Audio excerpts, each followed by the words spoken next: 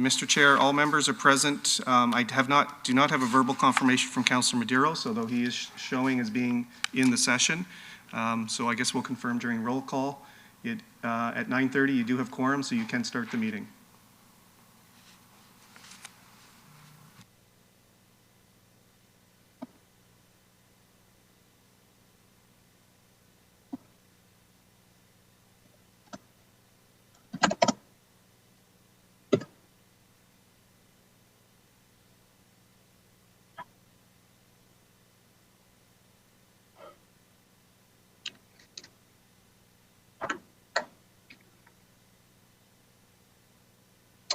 Thank you, Mr. Clerk. Good morning and welcome everyone to our virtual meeting of Brampton's Committee of Council. We will begin the meeting this morning with the City Clerk calling the roll for attendance at today's meeting. Mr. Clerk.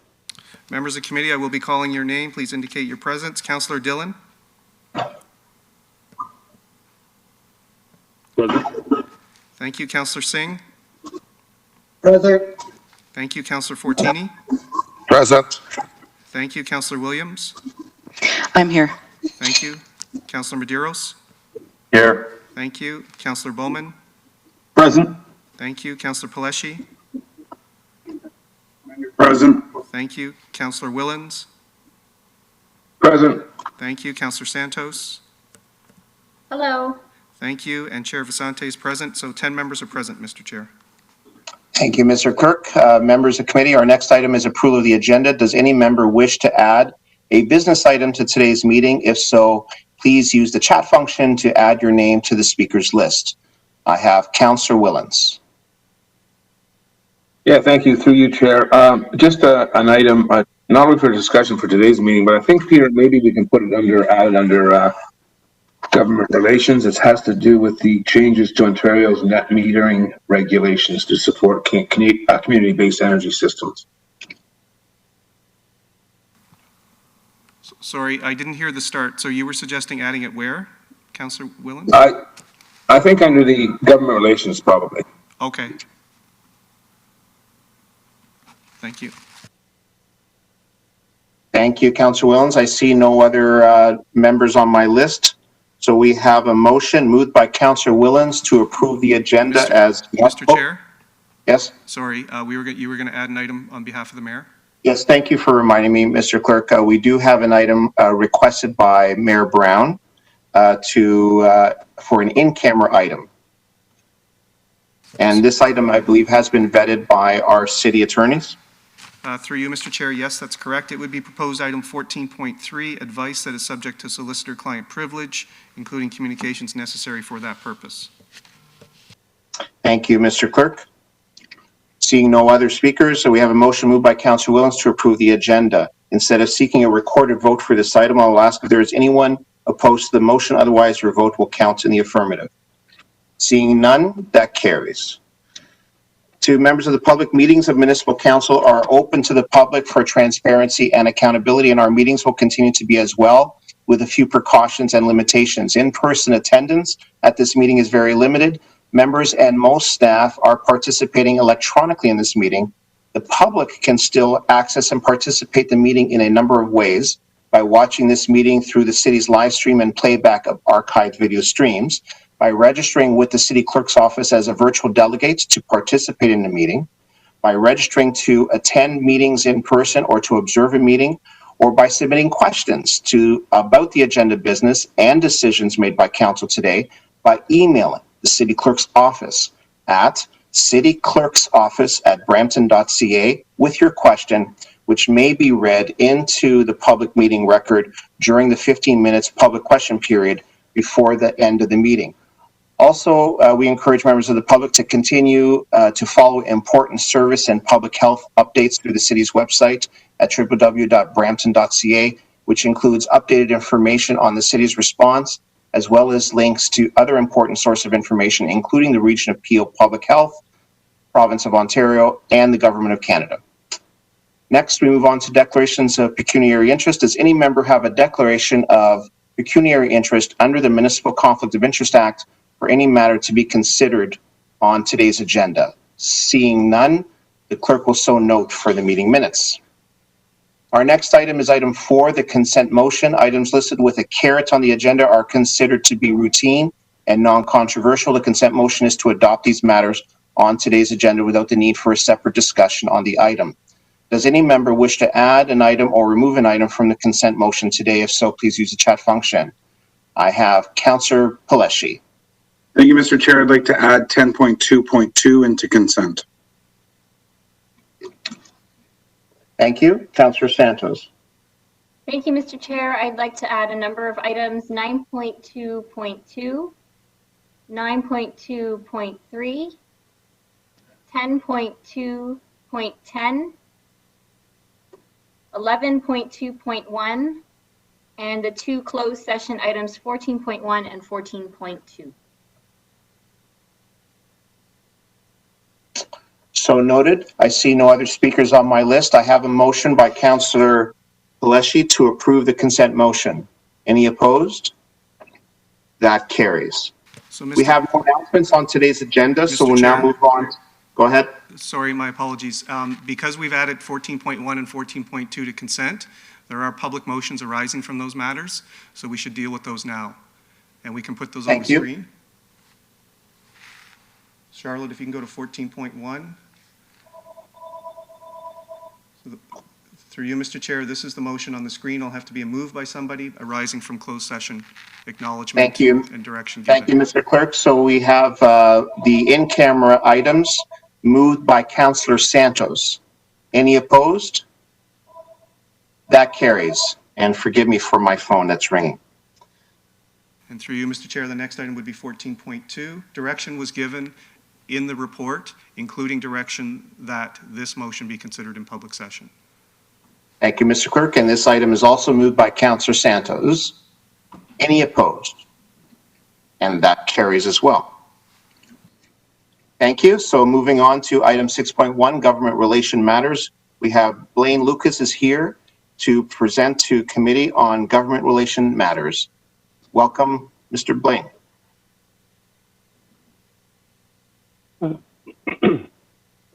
Thank you, and through the chair, I'll begin with an update on the regional council meeting scheduled for this Thursday. So if we could move forward to the first slide.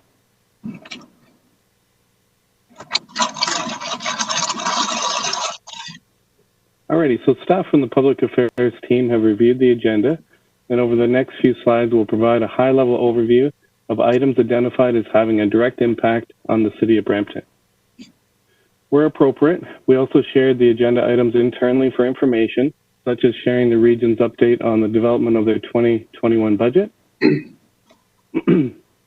Also in review, a revised agenda, which was recently released. I wanted you to be aware that the region is receiving $5.9 million in new incremental funding allocation from Canada's COVID-19 Recovery Response Plan to support people experiencing or at risk for homelessness.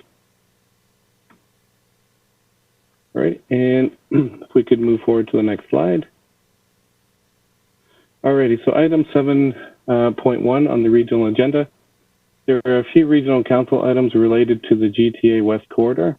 First, at the request of Regional Council, Director Bob Berkey and Andrew McNeil from the Planning Department will be presenting the city's vision for the Heritage Heights community and the GTA West Corridor.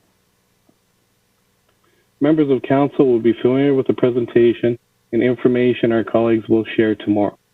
From a government relations perspective, tomorrow will be a good opportunity to seek regional support for this transformational project, one that focuses on job creation and building complete communities. And alrighty, so if we move forward to the next slide. Alrighty, item 15.1 is the GTA West Corridor preferred route update.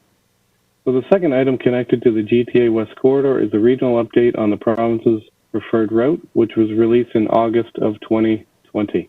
Overall, it appears both regional and city staff are aligned in supporting the provincial preferred route. However, we need to continue to seek clarity on various sections through Brampton. As the province continues its preliminary review or design phase of the environmental assessment, which is expected to conclude in the winter of 2022. We must continue to advocate advocate our preferred boulevard option for Heritage Heights. My last point on the GTA West Corridor is to point out there are several communication pieces on the regional agenda, mainly in support of the boulevard option. All these are available on the Peel Region website at peelregion.ca. So the recommendation is to receive the report. If we could move forward to the next slide. All right, item 10.1. Moving on 10.1, the Peel Region CAO and the police chief will present the community safety and well-being plan for the period 2020 to 2024. The chief and CAO are the co-chairs of the leadership table. I'm aware members of council have were recently updated on the city's participation on the community safety and well-being plan, and more broadly, community safety initiatives across the city. I will not go into great details now. Should the community safety and well-being plan be endorsed on Thursday, the next phase will be developing an implementation plan. City staff and the Brampton Community Safety Advisory Committee will have an opportunity to provide feedback on the implementation plan and associated strategies. So the recommendation for this, for item 10.1, is for it to receive the report. We could move forward now onto the next slide. All right, moving on to item 15.2.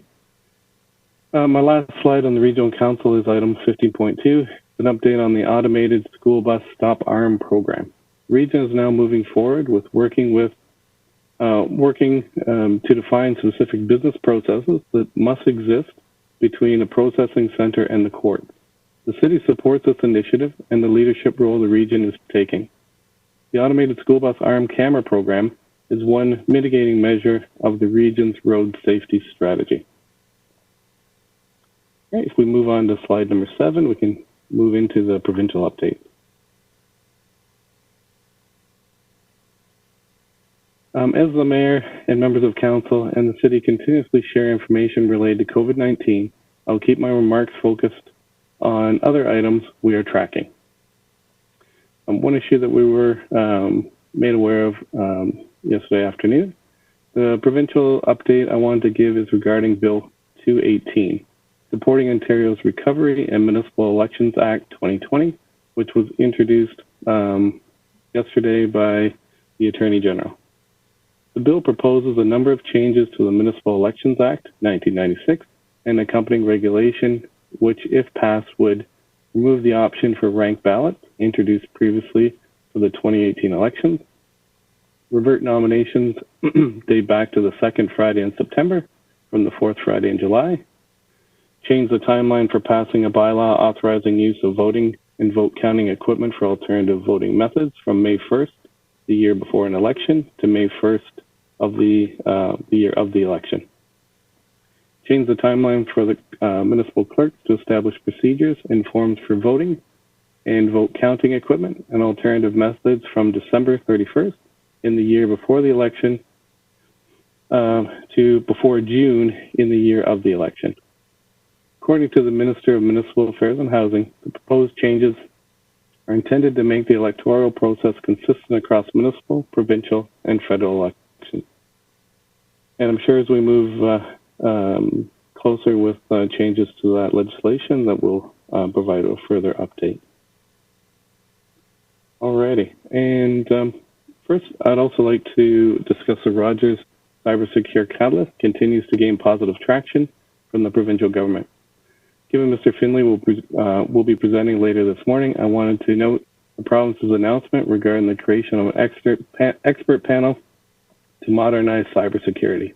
Another positive step for the city's vision to create an innovation district.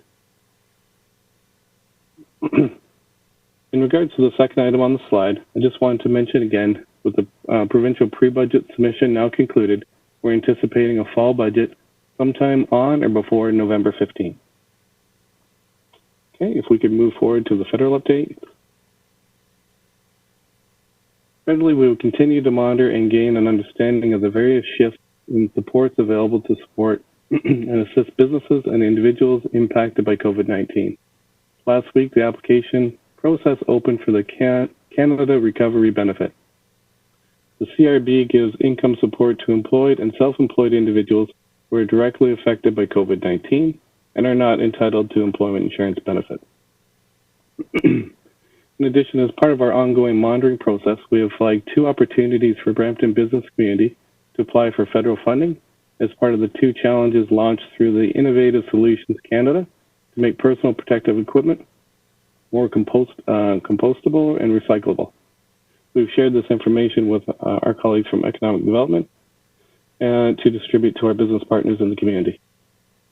We would also happy to work with Strategic Communications if you would like to share this, these opportunities with your individual networks. Alrighty, and one other issue I just wanted to bring forward, just to provide an update on the Federation of Canadian Municipalities. For my last comment, I just wanted to provide an update to the councillors who expressed interest in participating in the FCM standing committees. With the AGM now complete, FCM is focusing on appointing membership to their standing committees. Last week, I circulated a briefing note to each of your offices, and staff followed up to identify members who may be interested in participating. I'm pleased to say that councillors Bowman, Santos, and Williams submitted applications. Given the diverse interests and expertise each member will bring, our hope is to ensure we're represented on as many committees as possible. To complete the application process, a council resolution is required to seek council's authorization and to confirm the city will cover the cost for any member's participation on these committees. Appointments to the committees will be nominated by the president, with results known hopefully sometime in November. So I have provided the clerk with a draft motion for your consideration, and I emailed it to, I apologize, but I emailed it late last evening to all members of council for your consideration for that motion, excuse me, that would be required by FCM. So that concludes our government relations updates for this week, and I'm happy to take any questions. And I believe that we have one other issue that was added to the agenda this morning. Thank you very much, Blaine. I have some questions from members. Councillor Pleshy. Thank you very much, Mr. Chair. Thank you, Blaine, for this great GR update. So the 3 items in particular that have to do, that we'll be dealing with tomorrow with the region that directly impact and very important to the city of Brampton. I guess the one for the Heritage Heights GTA West corridor, if members would support us going ahead with, I guess, drafting a motion to bring to the table. I wasn't thinking of actually drafting one, maybe doing one a little bit on the fly, but maybe if other members are okay with, maybe we ask staff to go ahead and draft something for us to put forward at tomorrow's regional meeting. I'm happy to move it. If another member would like to second it, I'm all ears. If anybody wants to do that. As far as the other 2 items, community safety wellbeing plan and the stop arm program, I'm Brampton's representative on both of those committees. So if any members do have any further questions, I'm happy to answer the best of my ability. I look forward to both of these coming forward to tomorrow at the region. Thank you, Mr. Chair. Thank you. Councillor Williams. Thank you, through the chair. So it seems like there's 5.9 million coming to address homelessness during the COVID pandemic. And thanks, Councillor Santos, for sending over those tiles to encourage residents to, if they're in need of housing. So I have a couple of questions. You know, and many people who are homeless, they want to stay in the city that they are from. So what is the allocation for Brampton, and what areas will the funds go towards, if anybody has answers for that? Is it going to go towards marketing or beds, or or what? If I could get some more information. Thanks. Perhaps staff can have a stab at that. Yes, through the chair to the councillor. We will try to secure some additional information of how much of those funds will be allocated for the city. I do understand that some of the money will be put toward a communication center where people experiencing homelessness would be able to phone up and secure a location. But I will secure additional information on behalf of council regarding what are the direct impacts for the city. Okay, great. Thank you. I'd be very interested in hearing, because I think our housing or the number of beds that we have in Brampton is quite low. So if we knew, we'd have an idea of what we need to advocate for and what supports we're looking for. So thank you. Thank you.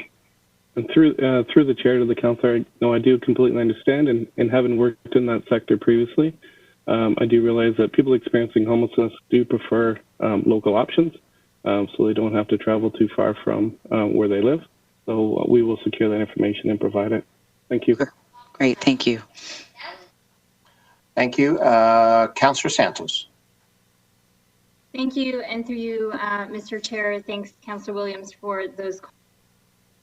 That particular action item on that number was actually generated from those delegates who showed up on September 24th at Regional Council on behalf of downtown Brampton. And in fact, it was an idea of Councillor Vicente to make sure that we had one number for people to call. But certainly on our side, we can also help Councillor Williams in answering some of your questions as regional councillors. Happy to ask Eileen Baird from the region directly some of those answer your questions as well.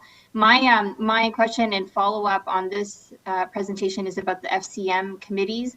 I think that if Councillor Williams and Councillor Bowman are interested in applying, we do need a motion, ideally brought forward by the mayor as the head of council, to allow that to happen. So I'd like to have that motion on the screen. And Mr. Mayor, I'm going to assume that you're good with moving that. The only amendment that I would have is just a suggestion that should councillors be appointed to the committees on FCM, that they also get some support from the government relations staff. I don't know if that's just assumed or if we need to provide specific direction on that.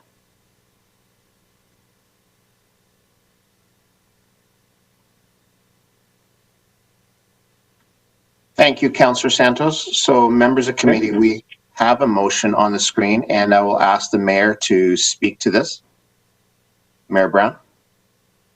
Yes, I'm happy to move this. I think it's helpful for Brampton to have councillors who play a larger voice in public policy development. FCM is a respected organization, and I think it's an asset to the city that we have a number of councillors that are interested in getting involved beyond Brampton. I know when I was in provincial and federal politics, FCM and AMO were a key stakeholder. And when it came to budget developments, policy developments, they were always at the table. So I think it's great if members of council want to get involved in these committees. I am fully supportive and happy to move the motion. Thank you, Mr. Mayor. If the members wish to speak, if not, we can proceed to the vote. And I would ask for a recorded vote on this one. I think this is important. Members of committee, a recorded vote's been requested on the motion shown in red on the screen. All in favor, please indicate. Councillor Dillon.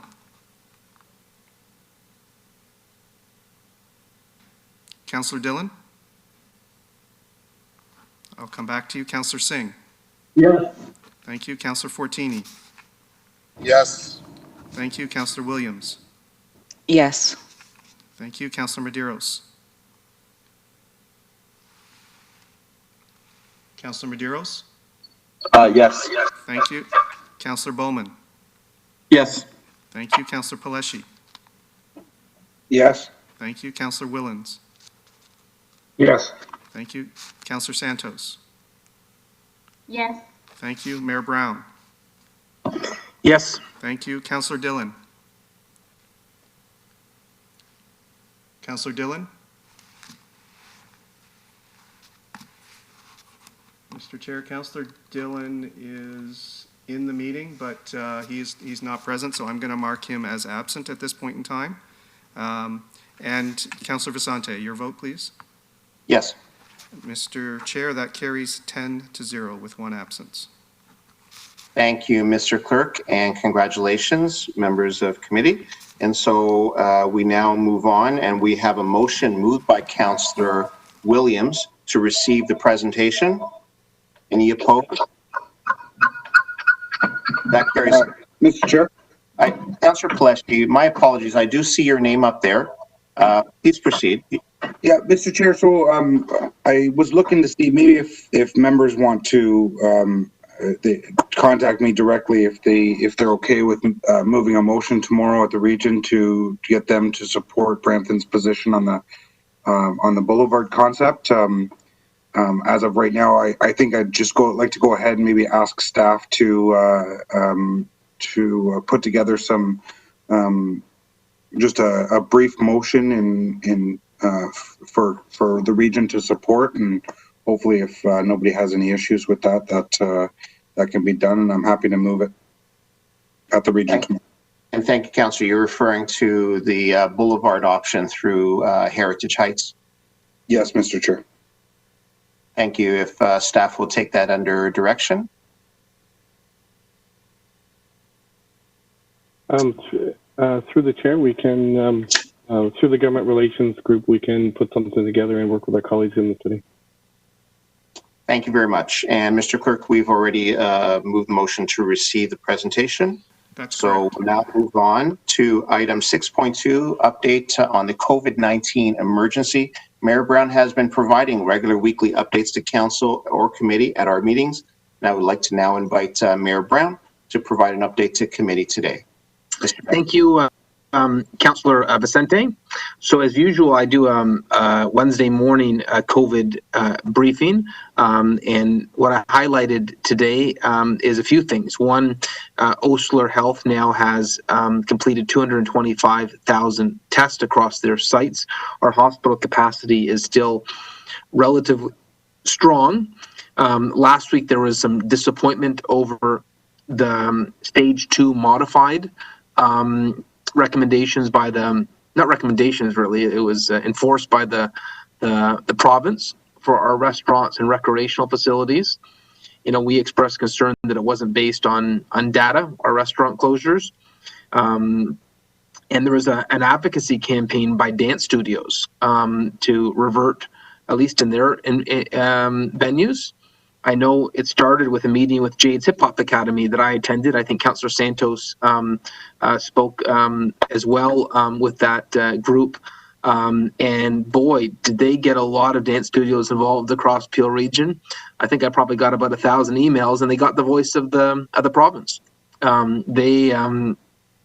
They managed to get the province to amend the stage 2 modified regulations, and now dance studios are being taken out, and hopefully they can have a fresh look at other aspects of the stage 2 modified that there really wasn't data to support their closures.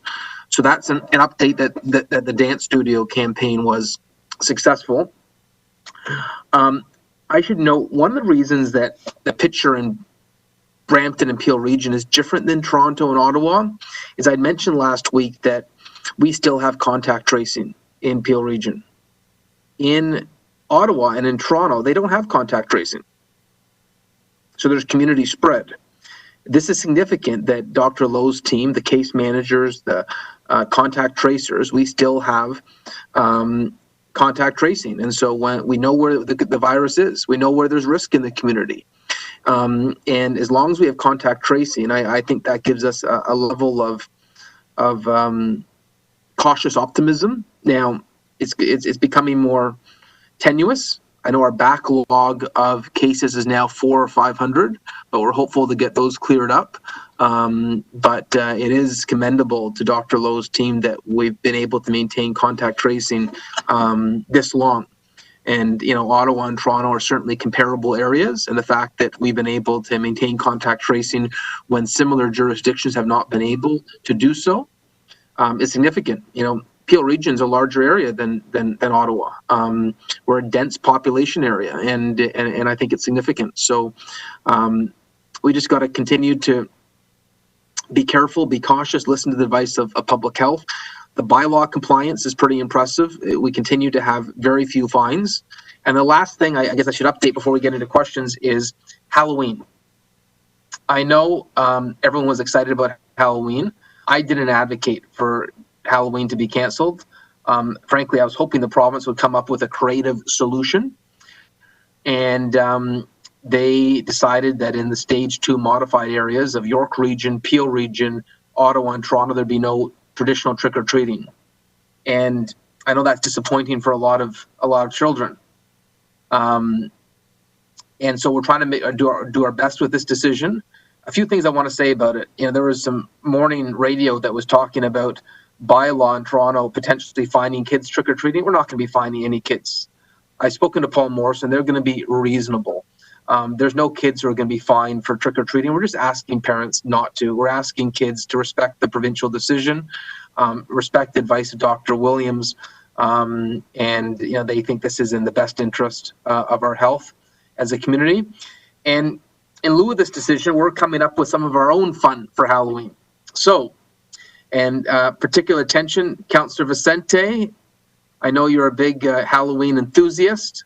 There was rumors in Brampton that you were already out in a Ghostbusters costume, even before Halloween at the city's ghost tour with Councillor Santos. Now that could just be a rumor, but there are pictures, I'm told. So for those individuals who love Halloween, like Councillor Vicente and Santos, we're going to have some fun.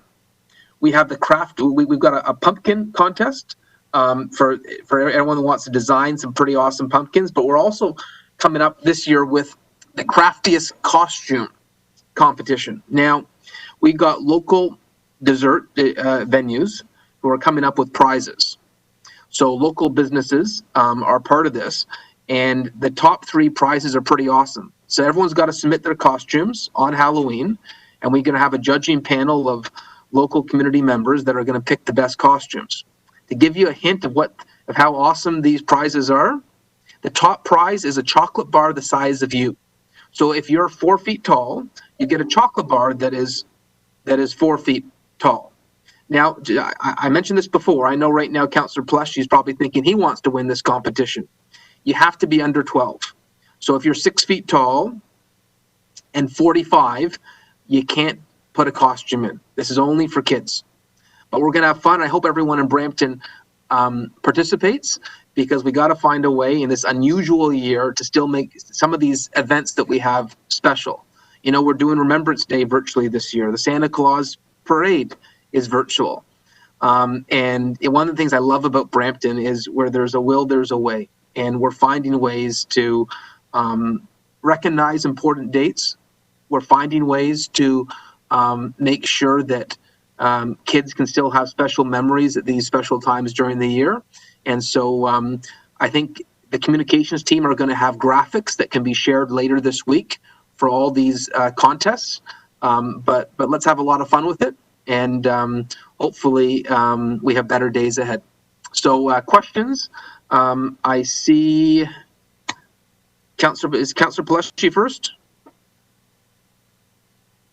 Through you, Mr. Right, Chair. Mr. Mayor, thank you very much. And since you named me, and then I think you talked about my height, which I'm 6'1", so that's about 4 feet taller than you. But and then you talked about my age, 45. Mr. Mayor, you and I both know we were born on the same day, same year. So you know that we're both 42. So I don't know why you're trying to get me up to 45. But Mr. Mayor, I listened to your message today on CP24. Thank you for that. Thank you for also talking about, bylaw understands that, we're not going to be out there fining kids and slapping any wrists. My question, though, Mr. Mayor, is around, young adults or mid-adults like to throw parties around Halloween, get dressed up and have costume parties and stuff like that. Are our bylaw officers going to be issuing fines if they are having these house parties, or if the weather's nice, outdoor parties where they exceed the number of people that are allowed to be either indoors or outdoors? Yeah, so for kids, we're going to be very generous and just be educational. But if you're an adult having a Halloween party right now, there's going to be potential penalties. You still have to follow the advice of public health, and so don't exceed the numbers. This is not a free-for-all. It's just saying that we're going to try to be reasonable on this Halloween. And I would note, Councillor Paleshi, I recall you told me you were born in the morning. I think I was born in the evening of May 26, 1978, which means you're older. And I do respect your age, your wisdom, and your experience as an older member of this council. Thank you very much, Mr. Mayor. Thank you, Mr. Chair. Do we have any other questions? Councillor Bowman just put in the chat. Yes. He has talked older than 1978. Good to know. Yes, Mr. Mayor. Sorry, Mr. Chair, I have my hand up. Yes, I didn't see that, but Councillor Frattini. Yeah, thank you, Mr. Mayor. Just a couple of questions. I'm glad we're doing tracing because I experienced something last Thursday that in Toronto, one of my friends employs 20 people and his secretary was sick and she tested positive. They didn't do no tracing and they're trying to get testing done and they need appointments. Now they're walking, 20 people could be walking around that don't know if they have the COVID or not, could be negative or positive. And meanwhile, they cannot get in to get testing. So I'm glad our region appeal are doing tracing. So, the thing is, you go to these restaurants and all, they got books out there to put your name on it, and then they got no tracing. It doesn't make no sense. So I'm glad our region is doing the tracing because it's very important. That's how we can kind of slow this down. Thank you. Yeah, and it's a real feather in the cap of Dr. Lawrence Lowe and his team, the fact they've been able to maintain contact tracing. I would say something that I'm going to be advocating to the province is we've got enough contact tracers, but we could use some more case managers. So if we get some additional resources from the province, we can even handle, we'll be able to stretch this out even longer. I see another question we have, Councillor Bowman. Thank you, through you, Mr. Mayor. Just a question about the time it's taking for people to make appointments. Do you know if when someone calls in the morning, if they're able to get an appointment in the afternoon? Because I've heard a couple of people tell me that they are waiting for sometimes a couple of days to actually get the appointment to go in for testing. Have you heard anything about that? Yeah, I've heard the same thing, Councillor Bowman. I've now, we get a glimpse into what's happening on the ground because we get phone calls and emails as public representatives. I've raised this with provincial representatives that I'm hearing this feedback. And I hope that this new system, the kinks get worked out. But, maybe we can flag this again for the province, that we have concerns that it's difficult to get appointments. Okay, thanks. By the way, Councillor Bowman, the province is also saying part of their problem is that people book appointments and they don't come. So they have a problem with no-shows. And so I'm going to, at the same time, I'm going to push the province to make it easier to book an appointments. I want all residents who are listening, if you book an appointment and you no longer feel that you need to go, please cancel that appointment because you're taking a spot away from someone else. Thank you, Mr. Mayor. And the only reason I was questioning that was because if we're waiting 2 to 3 days to get the appointment, then we're waiting 2 to 3 more days to get our results back. And if you listened yesterday, apparently some regions are experiencing delays because of the availability of some of the plastic products and pieces required to do the testing. Then we've got possible carriers walking around for 6 days before they're even identified. So it is important. Thanks. Yeah. Thank you, Councillor Bowman. Any other questions? Mr. Mayor, I see no further questions for you today. So thank you very much for providing the update every week to us here and also the work that you do in the media to inform residents. So members of the committee, I have a motion moved by Councillor Fortini to receive the mayor's update. Any opposed? And that carries. Next, members, we have item 7.1, delegations. A delegation from Raj Balinder Singh Gatura and Amandeep Porwal, the Environment Advisory Committee members. Excuse me, Chair, I had a thing under government relations was added. Mr. Chair, that's correct. Councillor Willens identified an issue he wished to bring up under government relations, and it was noted, but it was overlooked when we dealt with that item. So we can deal with it here. Can we deal with that item now? Yes, Mr. Chair. Okay. Councillor Willens. Yes, thank you, through you, Chair. And I put it under government relations because I'm not sure it falls under a new regulation that they're going to adjust in the provincial government. It's the net metering regulations to support community-based energy systems. Maybe if staff could work with our environmental folks just to see what it means, because it's a regulation change to the net metering arrangements between the electrical utilities and the customer. And generally net metering is done with homeowners or businesses. So I just want to see what impacts this will have on the municipality, because as we're moving forward with our SERP, introducing solar and possibly wind and district energy, I just want to see how this would benefit us, or if there's some things that we need to put in. The deadline for submissions, I think is in November 22nd. So if maybe staff could have a look at it. And I know Clean Air Partnership has some concerns with it. They're in favor of it, but there is some things that they'd like to see as well. So maybe if staff can take that back, just quickly review it and maybe come back later on at another meeting just to see to give us the benefits of what it would be. So thanks. Thank you, Councillor. Will staff be able to take that under advisement, or do you need a motion? It's Blaine Lucas here. Yeah, through the chair to the councillor. So we did a quick review this morning, and we will work with the team from the environmental planning group to secure that information and provide more details. Perfect. Great. Thank you. All right, sir. Thank you. And thank you. So members of committee, we now are moving on to item 7.1, delegations, Raj Balinder Singh Gatura and Amandeep Porwal, the Environment Advisory Committee members, regarding a corporate waste diversion strategy. Welcome, Raj Balinder and Amandeep. You have 5 minutes for your delegation. Thank you. Can you hear me? Yes, go ahead. Thank you, Chair, Mayor, and members of Council. My name is Raj Balinder Gatora, and here with me is Amandeep Porwal. And we are delegating today on behalf of the Brampton Environmental Advisory Committee. Today's presentation is concerning the city's current waste diversion strategy for all Brampton recreation centers, libraries, parks, and other city facilities, and how these standards can be improved. So we'll be starting off by viewing some of our city's plans for our vision of waste management in Brampton. Next slide, please. First off, we would like to bring the purpose of the 2040 vision Brampton is striving to achieve. And that is that we're dedicated to strive toward one planet living with carbon neutrality, zero waste, and energy resilience. Brampton's environmental master plan states that our city is dedicated in developing effective methods to reduce, reuse, recycle, and compost for all city properties, including the collection of organic materials from parks. These measures are needed to be taken in order for our city to achieve its zero waste vision. So let us now observe the current waste diversion situation for Brampton facilities. Next slide, please.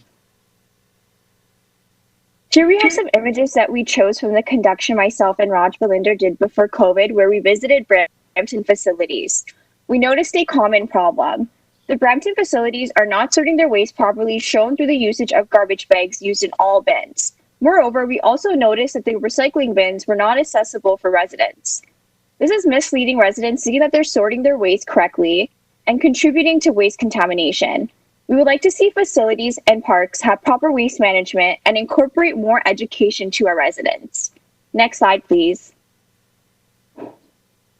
There is no doubt that poor waste management causes major issues for the environment, residents, and the city as a whole. The inconsistency in waste standards for each Brampton facility results in some facilities recycling with minimum efforts and direction. This process contradicts our city's vision for sustainable waste management and misleads residents who want to create a positive environmental impact, but are aware that the city facilities are currently not managing their waste to their fullest potential. Also, when recycling materials are put into a bin along with waste, that can contaminate the recyclables, it becomes very difficult for the region of Peel to separate the different types of waste. Thus, a lot of potential recyclables end up in landfills and increase the total amount of waste produced by our city. Furthermore, the increase of efforts to collect, transport, and manage this waste significantly increases the greenhouse gas emissions produced from these operations. So what are some potential strategies the city can implement to better our waste diversion system? Next slide, please. We would like to advise that we should create a sustainable waste system in Brampton. Perhaps have correct bins for paper, plastic, cans, organics, and garbage. This will promote more education to residents through posters that show some of the common items that go in these bins. This will allow residents to carry this knowledge home and create a sustainable waste system that reduces waste contamination happening in residential homes. Moreover, specifically in our parks, it would be great to see more dog waste compartments. Through the meeting that we had from our council, we were notified that we only have one waste compartment. Seeing more in every park will definitely reduce our waste contamination and create a cleaner city. Next slide, please. These changes in the City of Brampton's waste management system will set an example for and educate all residents to effectively sort out their waste as well. This will further prevent waste contamination and increase the amount of recyclables that can actually be recycled now. This also reduces the overall amount of garbage sent to landfills and incinerators, as waste can be easily sorted and sent to its correct destination. Organic material and pet waste can also be used in many different methods if collected effectively. Next slide, please. Therefore, we request that the city establish an effective corporate waste diversion strategy, including the implementation of consistent bins for all city recreation centers, libraries, parks, and other governmental buildings, and identify an entity responsible for delivering the strategy. This is a small but vital step for a beautiful city to take in order to achieve our 2040 vision and become an environmental leader. Thank you. Next slide, please. Thank you. Go ahead. So are there any questions from council? Thank you. And yes, there are. I have several questions from members of committee. We'll first go to Councillor Singh. Yes, thank you, Councillor Vicente, and thank you to the delegates. Something I've pondered too many times. I know we tried something similar to school board, and we didn't ask for a report, but I know there were some logistical issues. But this is something I'd like staff to take a look at, and if we can make it happen, it would be great. Thanks for taking this initiative and looking into this and engaging in the process. As well. I'll wait for the other speakers to comment. Otherwise, I'll put a motion to refer back to staff. Thank you. Thank you, Councillor Singh. So noted. Now we go to Councillor Bowman. Thank you, through you, Mr. Chair. I just wanted to say good job. This is welcome news. And if I can just add one real quick observation, I've done the Etobicoke Creek cleanup with some volunteers in my youth committee. We missed it this year, but we've done it for the past 3 years. And surprisingly, one of the things that we pull out of the Etobicoke Creek is actually tied up bags of dog dirt. So if we can get those bins around, that's great, because it's great that people pick it up, but not great if they just heave it into the creek. Thanks. Thank you, Councillor Santos. Thank you. Through you, Mr. Chair. Thank you very much for the presentation. I think I just wanted to add a couple of things, Councillor Singh, if you're going to be referring it back to staff. And so one of the things that I would add, most recently, Councillor Fortini, myself, and Councillor Vicente have been working with organizations like Echo Movement, as well as People Against Littering, or People Against Litter. These are grassroots organizations that are picking up litter throughout the city. And one of the things that Councillor Fortini and I specifically noticed were cigarette butts everywhere. And so I just noticed in the presentation that we didn't include receptacles for cigarette butts, but I find them incredibly annoying. And so when we refer this back to staff, if we could also include looking into increased cigarette butt receptacles, that would be awesome. And then finally, just to the group, if you haven't connected with People Against Litter, yet, I highly recommend that you connect with them, and I'd be happy to make that connection for you. I know that People Against Litter are doing another cleanup in the Knightsbridge community with Councillor Fortini and Councillor Williams this coming weekend, and it would be great for you guys to meet them. Thank you. Thank you, Councillor. Next, we have Councillor Pleshy. Thank you, Mr. Chair. Thank you for the delegation. Might I suggest that the committee actually have conversations with the Region Appeal? There seems to be some inconsistencies with your messaging, and maybe we can get them to have the discussion with them to see what actually the region does, what our targets are, and what our plan is also moving forward. Maybe if we can, they also do tours of our sorting facility, and so I'll just start by the dog waste receptacles. Dog waste receptacles are just it's kind of money being thrown out the window. Currently, dog waste goes into landfill. There's no stream for it. We can't do anything with it. So why just have a dog waste receptacle there when essentially you could have the multiple sorting station, like the recycling, the organics and garbage, and essentially dog waste goes in the garbage. So maybe there's further opportunity to bring in the Region Appeal and have the discussions with the committee so that we can actually get staff working on a plan. Currently in our facilities where there's trash bins, where there's only garbage bins, that garbage goes to the sorting facility at the Region Appeal. So then it gets sorted and diverted to either landfill, organics soon in the Region Appeal, and recycling. One additional was the biggest thing that we know in talking at the Region Appeal and on the Waste Management Committee is education. Education is the number one way we get our recycling numbers up and our waste into landfill numbers down. So I think that's kind of the starting point for everything. If the committee can focus on education, I would appreciate that. Thank you, Mr. Chair. Thank you, Councillor. Next, we have Councillor Singh for the second time.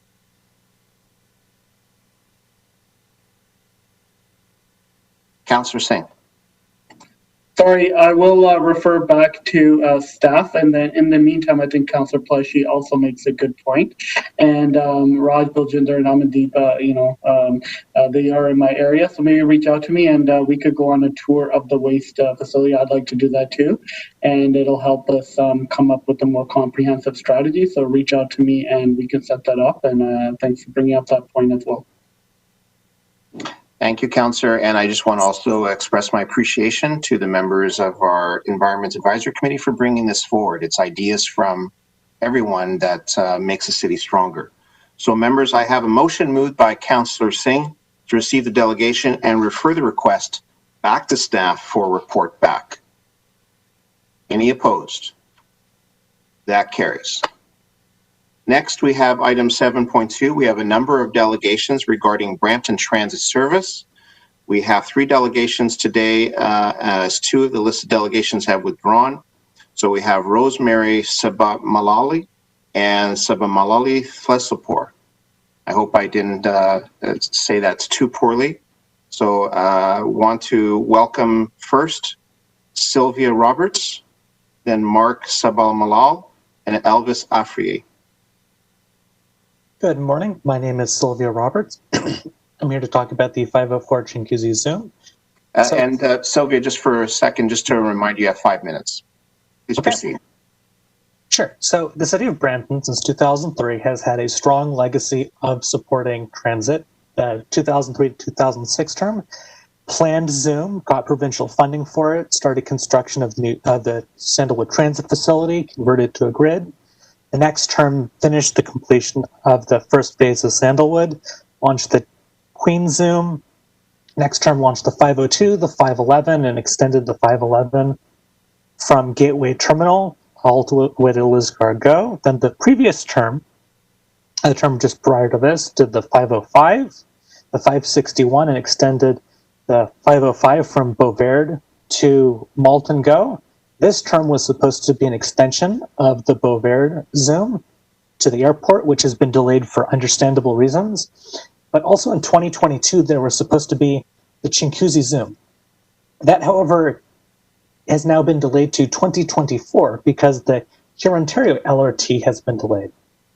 Because we don't have space, because the new transit facility is being delayed. The issue is, if you delay the Chinguacousy Zoom, all of your subsequent Zooms are going to be delayed. So we have delays causing delays causing delays. Is the answer really more delays? It's the lack of capacity from the facilities will also impact other things. 2023, we're going to have issues delivering any new peak service because as far as I know, the transit facility is now on track for 2026.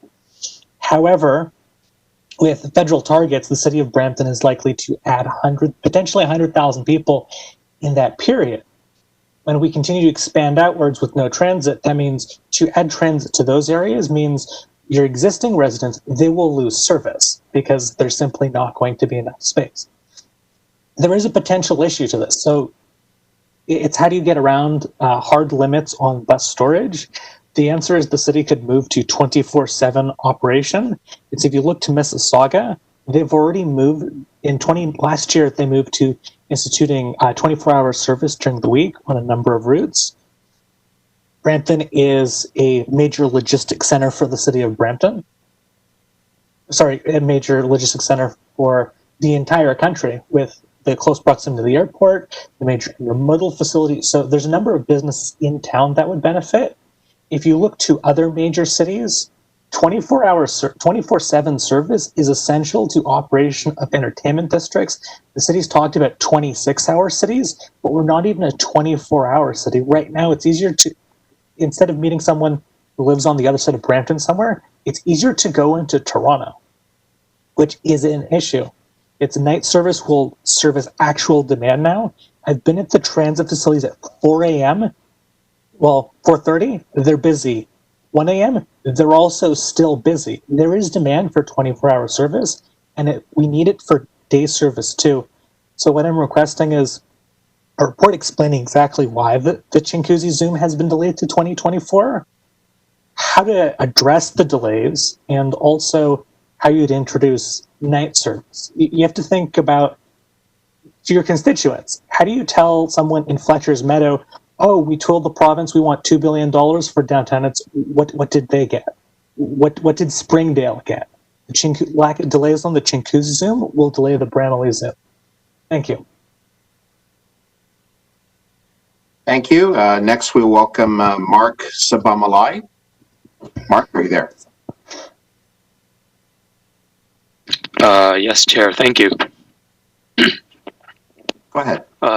Yep. Thank you. So I just wanted to further echo what Sylvia was to Sylvia's delegation, and just to emphasize the importance of investing into transit. I think it should be understood that transit is just more than a social tool. It's also further an economic tool. And when you invest more into transit, you have to think that you're kind of not having to invest into other things.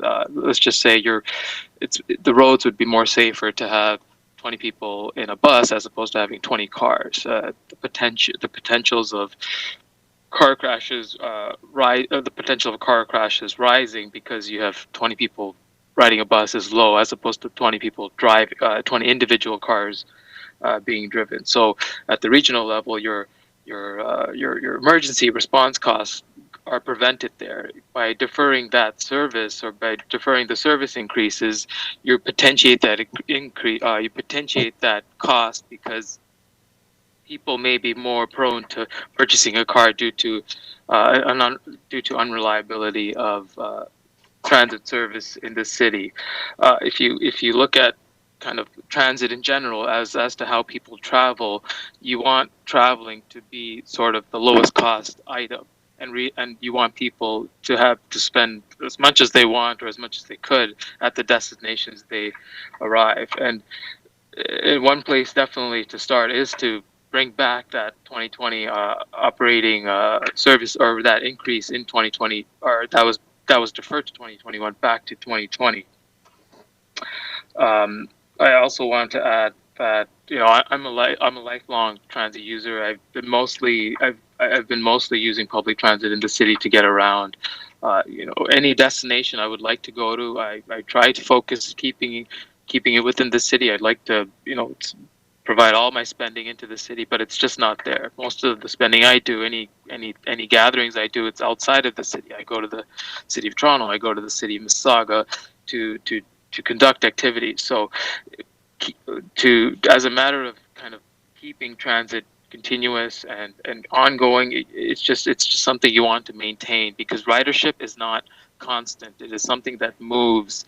And if you have your hard transit riders, you have your occasional transit riders, and then you have you have people that don't take transit at all. And what you do not want to do is slowly start going into people traveling using their own automobiles. And what you want to do is make sure you have this healthy balance between all forms of transit usage. And when you start delaying the reliability of public transit, it starts affecting other things. And I think Sylvia's recommendations, and I want to echo Sylvia's recommendations as to keeping transit available, and most notably starting some night services on that end, because transit is not only a social tool, but it's also an economic tool that can be used to help help the city's growth.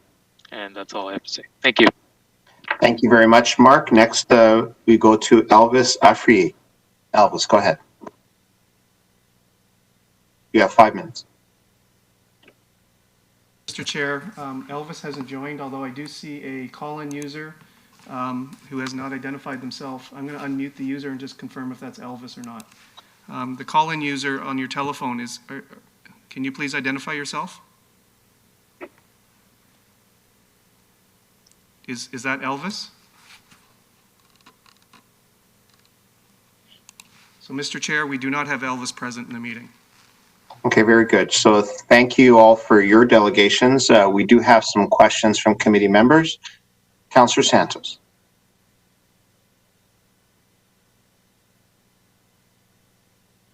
Apologies, sorry, through you, Mr. Chair. Just a question for staff, well, not a question. I'm just wondering if staff can comment on some of the information shared by the delegates. Absolutely, it's Alex Milojevic. Thank you, through you, Chair. Thank you to the delegates as well. I will say that we do have plans that are provisioning for the Zoom Chinguacousy. I know in our 2017 business plan, it identified Chinguacousy in 2022, but that was also with the LRT starting up in 2022. We are using infrastructure and assets from the deferral of that line because of the LRT implementation. So we're well within dealing with capacity on Chinguacousy until 2024 as we retool. So currently right now we are very comfortable with the capacity issues, and certainly if council wishes, we can report back during the budget process to provide more information on what was brought up through the delegations.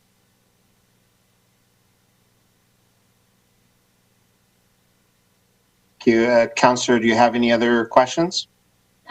No, thank you, Mr. Chair, but I think I'm wondering if we could just, if staff could incorporate some of this feedback into the budget process as we move forward. And that's a question, I guess, to Alex. Absolutely, and through the chair, we can certainly provide input and feedback and report back through the budget process on these items that were brought up, including the all-night service. This is something that we have been looking at for years, and looking at the demand and requirement, and also looking at on-demand transit to augment our services, which is something that we are reviewing. So we can certainly report back through the budget process if that's council's desire. Yeah, thank you. I think that would probably be the most appropriate thing to do timing wise. So I'd be happy to move receipt of the presentation and the delegation and have staff report back their feedback on this as part of the budget process. Thank you. Thank you, Councillor. So members of the committee, I see no further questions. So we have a motion moved by Councillor Santos to receive the delegations. Any opposed? And that carries. So next, members of the committee, we're moving on to item 7.3, a delegation from Charles Finley, the Executive Director of the Rogers Cybersecure Catalyst, regarding the annual Cybersecure Catalyst updates. Welcome, Charles. You have 5 minutes. Thank you very much, Mr. Chair, and through you, thank you, Mr. Mayor, and all councillors. This is an update on the major progress that has been made in the period from September 2019 to December 2020 on the development and implementation of the Rogers Cybersecure Catalyst at Brampton. I want to start by thanking all members of this committee for your support for the Catalyst. Our goal at the Catalyst is to make Brampton one of the most important major Canadian centers for cybersecurity. Next slide, please. The last 12 months have seen major milestones achieved by the Catalyst. Despite COVID-19, we have successfully implemented or will shortly be implementing all of the major elements of the Catalyst's programming as considered in our original agreement. In terms of infrastructure and organization, we have opened one site within the Brampton City Hall building, as you all know, and we are just about to open our second facility at 1 Nelson, just up the road. Both of these locations will be fully operational as soon as COVID-19 allows. We have a headcount of 20 full-time employees with a primary place of employment at Brampton, and again, they will be back in our offices at Brampton as soon as that is possible. All of the major programs of the Catalyst either have been or are about to be successfully implemented. The Accelerated Cybersecurity Training Program is a unique 28-week program designed to deliver women, new Canadians, and displaced workers into positions in the Canadian cybersecurity sector. That program will graduate 110 learners by the end of 2020. There are 44 learners currently in the program. Demand for this program has been exceptionally high. We had 578 applicants for the last cohort, or a ratio of applications to places of 14.5 to 1. This program is delivered in person and online, and we will be back to in-person delivery as soon as possible. Next slide, please. We have launched and opened Canada's first cybersecurity accelerator in partnership with DMZ and have our first 5 companies in the program now. This program will be based at 1 Nelson. As you know, this summer we launched and completed the first cohort of the Catalyst Cyber Camp, a gamified virtual platform for cybersecurity challenges created for teenagers. We had 275 youth from Brampton in that program this summer. We are just about to launch the Catalyst Cyber Range, a unique simulated testing and training environment for cybersecurity. The Catalyst Cyber Range will be based at 1 Nelson. This is a unique program in Canada, and we are already experiencing significant demand for organizations to use the Cyber Range. Finally, we have had numerous town halls, workshops, roundtables, and conferences. Unfortunately, these have been largely virtual in recent weeks as a result of COVID-19, but we will move as many of these as possible to in-person delivery. Next slide, please. The Rogers Cybersecure Catalyst is an integral part of the Brampton Innovation District. The Catalyst alone makes up 3 of the 15 sites currently identified as part of the district. We are very excited at our close working relationships with the Brampton Entrepreneur Centre, the RIC Centre, the Founders Institute, Sheridan, and Algoma, and of course the other elements of Ryerson in the district, including the Ryerson Venture Zone and the Chang School of Continuing Education. Next slide, please. The Catalyst takes special pride in drawing into its collaborations major corporate stakeholders. As an example, in our Catalyst Cyber Accelerator, we work with Rogers, RBC, Herjavec Group, Sun Life, AWS, Tory, Siemens, and Microsoft. All of these companies will be collaborating with our accelerator at Brampton. Next slide, please. Finally, you will recall that prior to COVID-19, we hosted 2 large and successful conferences in Brampton on cybersecurity in the manufacturing sector and cybersecurity in the cross-border context in partnership with the U.S. State Department. We are very much looking forward to continuing these kinds of events when we are able to. We are very grateful for the continued partnership of the City of Brampton, and we are looking forward to continued success in 2021. Next slide, please. I would be happy to answer any questions. Thank you very much, Charles. I don't see any questions from members of committee right now, but we want to express to you our appreciation for the work that you do, and we value the partnership that we have with you. And I will then have, if there are no further questions, I'll have a motion moved by Councillor Medeiros to receive this delegation. Any opposed? So that carries.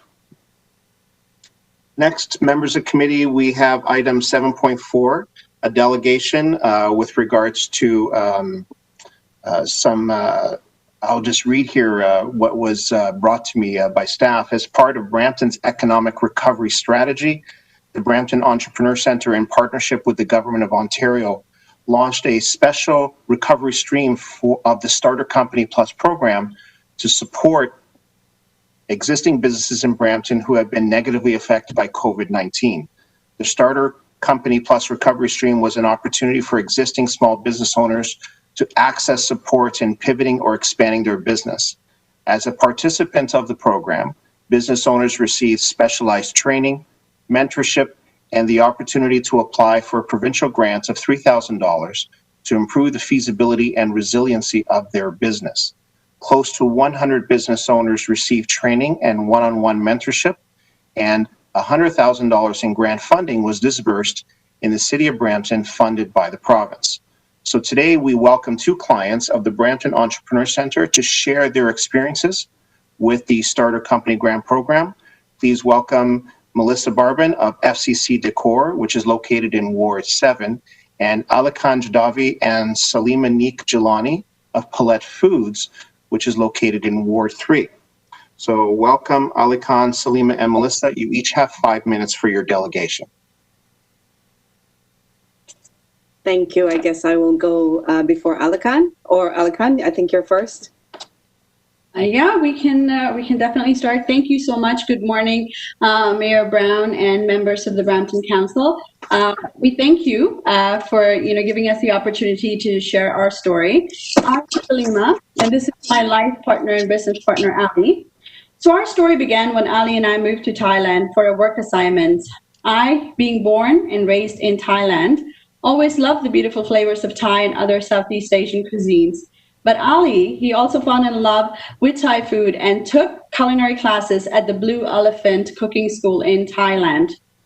But when we moved back to Canada after our contract was over, closer to 2017, we found that it was very hard to replicate the taste of authentic Thai food with the products available in the Canadian market. So we sourced the most authentic, all-natural ingredients from Thailand and brought Blue Elephant brand to the Canadian market. In 2018, we incorporated our business in Brampton. We woke up every Saturday morning at 5 a.m. to set up our booth at the Brampton Farmers Market. Mayor Brown, I don't know if you recall, but you have tried our products and you have visited our booth. And after that visit, we were actually featured in the Brampton Guardian. Once that happened, we had so many customers coming up to the booth, and in 2 weeks, our products were sold out, which is, not so much of a bad problem. So people started asking us where else they can buy our products. So we partnered with local Brampton stores, such as Bachi Gifts and Dolcezza, to distribute our products. In 2018, from 2 stores to now, we're in over 45 locations across Canada. Some of the retailers you can now find our products are TJX, McEwen's, Ambrosia, Well.ca, and of course, Amazon. But what we're trying to say is we could not have done this without the help of Bramptonians and solid support from the local Brampton businesses, and especially the Brampton Entrepreneurship Centre. Ali here will shed a little bit more light on how the Brampton Accelerator Program and the Brampton Entrepreneurship Centre has helped us. Great. Thanks, Salima. Good morning, members of council. And again, thank you for having us.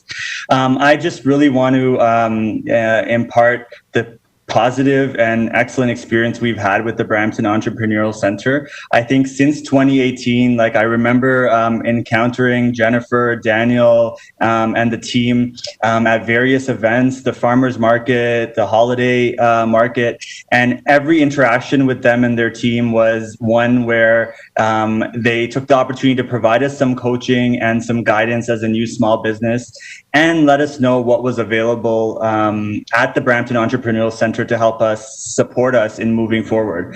When it came to this year and this opportunity with obviously the COVID-19 crisis and the program that we participated in, it was an absolutely fantastic way for us to, first of all, stay on track. The team at the Entrepreneurial Center helped us stay on track with the sessions and understand how we can pivot our business to ensure we take advantage of opportunities available and as well as don't lose the momentum we had prior to COVID-19. And so to Jennifer, to Daniel, we want to take the opportunity and the whole team to thank you for being there, being available for us. Outside of that, the last thing I wanted to share is that after participating in the Brampton Accelerator program, we actually were approached by District Ventures based out of Calgary, and we were accepted into their cohort X, which is their 10th cohort, and it's run by Arlene Dickinson from you may know her from Dragon's Den. We're about 1 week into that program, and one of the things we shared with them was our experience in the Brampton Accelerator program to help businesses in COVID. And the 9 other businesses that we're in that cohort with were just wowed by the first of all, the support that we were able to get from our community from Brampton, and the fact that we've been through such an intensive COVID-19 small business related sessions and coaching. And so obviously the grant was definitely welcomed and can help us financially pivot some of the stuff, but the knowledge and the support is the key thing that the team has really imparted in us. So thank you very much again for having us, and we really appreciate we believe that any kind of innovation there needs to be solid support and a solid program behind it, and we really feel that the Brampton Entrepreneurial Center is providing that to us and other small businesses in Brampton. So thank you for your time. Thank you. Thank you, Alakam and Salima. And now on to you, Melissa. Go ahead. Melissa, there you go. We can hear you now. Go ahead. Thank you. My name is Melissa Barbin, and I'm the owner of FCC Decor Inc. In 2014, I got engaged and started the search for wedding decor. I couldn't understand why weddings were so expensive and lacked proper service and attention to detail. So Fairy Tales Creations and Catering was born, and I operated it as a side hustle for the first 2 years alongside my career as a hotel general manager. 2 years into the business, I found myself questioning what my future looked like if I stayed in the hotel industry. So after 23 years and a demand for my wedding decor business, I resigned and hung up my corporate suit and jacket and rolled up my sleeves for a physically and mentally demanding job as a wedding decorator with a physical location on Kennedy Road in Brampton. What was I thinking, right? New to the world of entrepreneurship, I found myself looking for available resources and stumbled upon the Brampton Entrepreneur Center. That summer, I remember signing up for all of their free seminars, and I attended every event that I could have, tapping into more education for an entrepreneur. I became familiar with, at that time, Prince, who then introduced me to Jennifer, and I later met Danielle at another networking event. I have been able to tap into many resources since then, which has helped both me and my business grow. And in conversation with other entrepreneurs in the province of Ontario, I can confidently say that our Brampton Entrepreneur Center is the best that exists due to their programs and especially the engagement compared to the rest of the province. Danielle took the time to even visit my business and discuss our operations and left me with many new suggestions and resources. Who does all of that and for free? I took my business from a 1,400 square feet space in the back of a building to a now 10,000 square feet space where we house our wedding and event business and now an online boutique flower shop. We moved to this location a little over 2 years ago. And of course, when COVID hit recently, like many business owners, I was and I still am worried about my business surviving, considering the events industry was the first to shut down and will be the last to reopen. I engaged with Danielle, and the next thing I know, I was back in school for 8 weeks to complete the accelerator program, where I was able to remarket my business to now feature an online flower shop that does all occasion flowers. In addition to our wedding business, I'm also a grant recipient, which is definitely a huge help to pay, because we're actually rebranding our company officially tomorrow, where we go into the luxury market. So we're more going after luxury clients, luxury wedding decor, florals, and a private event space. So thank you to the BEC for that and their employees for continuing to offer support for small businesses. We feel comforted to know that somebody else is out there trying to help us succeed, especially now that, again, our business is once again suffering because of the recent stage 2 lights. So clients are scared to book their events. They're just scared because they don't know if their weddings and events are going to happen next year. So we're now at a 95% loss, but that grant helps in some small way. Thank you. Thank you very much, Melissa. I have a member of committee on the board, Councillor Bowman. Thank you, Councillor Vicente. I was just commenting what great stories these are, and it shows the amount of impact that Beck and the Entrepreneur Centre really have in the city of Brampton. So congratulations to both of them. Thank you, Councillor Bowman, and I'll echo those comments, and thank you all for coming here today to tell us about your story. You know, I was speaking yesterday with a resident who had a somewhat negative outlook given the COVID pandemic, and kind of touted the paradigm that during a pandemic it's very difficult to open or start or grow your business. And we really appreciate you coming here today to tell us how you're bucking the trend and fighting and growing your companies and your business. And, you know, when you have drive and passion, a good idea and a solid plan and some support, and like this program is offering you, you can really prove the pundits wrong and show that at any time is a good time to start a business. So we want to thank you both for being here today. So seeing no further questions, I have a motion moved by Councillor Bowman to receive the delegation. Any opposed? So that carries. Thank you. And members of the committee, we're now moving on to Economic Development and Culture section. Our next item is item 8.1.1, a staff presentation regarding the investment attraction updates. Amanda Lear, the Manager of Investment Attraction, is here to provide the presentation to committee. Welcome, Amanda. Good morning, Councillor. It's actually Claire to introduce the team first off. Next slide, please.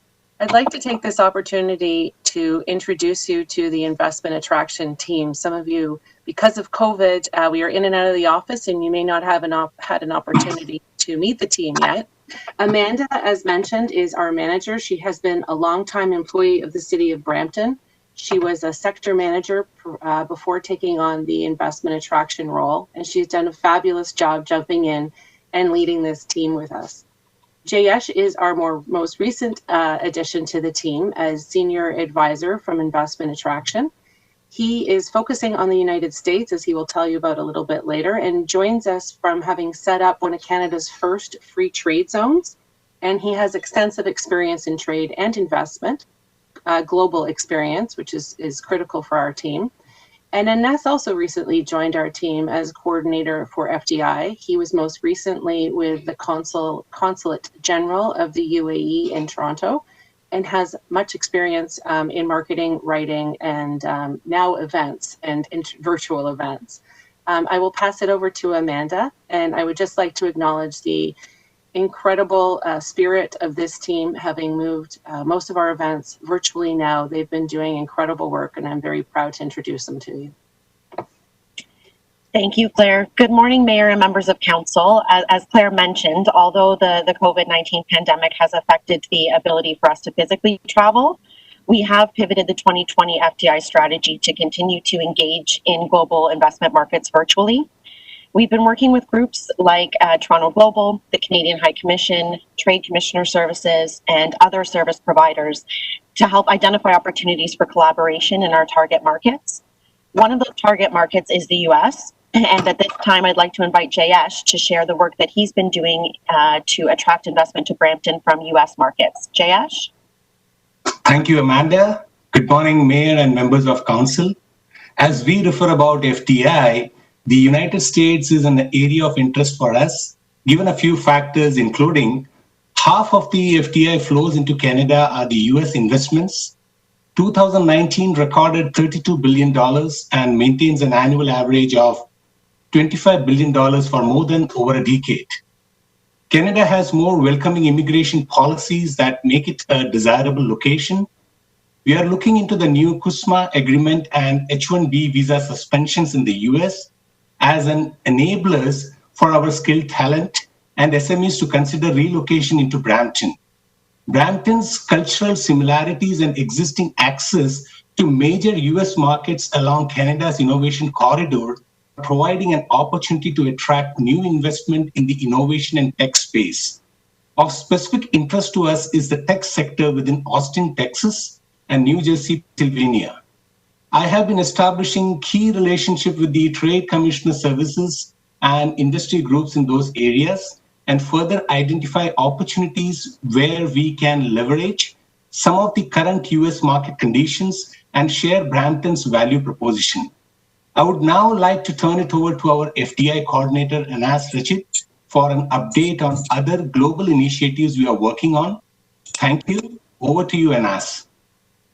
Thank you, Jayesh. Can I get the next slide, please? Good morning, Mayor and members of Council. I'd like to highlight a few examples of our FDI work for this year. The Collision at Home Conference is North America's fastest growing tech conference. In June, our team actively engaged with more than 205 contacts. 24 investment meetings were held, resulting in 7 leads. We participated in the Ontario Ministry of Economic Development pitch presentations and received 4,500 impressions from the Brampton is Now promotional video that played ahead of key sessions, including a session led by Shaquille O'Neal. Mayor Brown participated along with the GTA mayors in the City Summit, an event bringing together tech innovators and global urban policymakers. From September 7th to 9th, our team participated in the Intelligent Health AI Summit, a global summit focused on AI and technology in healthcare. We collaborated with Invest Canada to have a virtual presence. The Economic Development Office hosted a 30-minute promotional presentation, which featured an overview of Brampton's health and life sciences ecosystem and featured one of Brampton's largest health and life sciences companies, Medtronic, who spoke to the benefits of being located in Brampton. Economic development staff made more than 150 contacts. 24 of those requested follow-up meetings, and we identified 15 potential leads.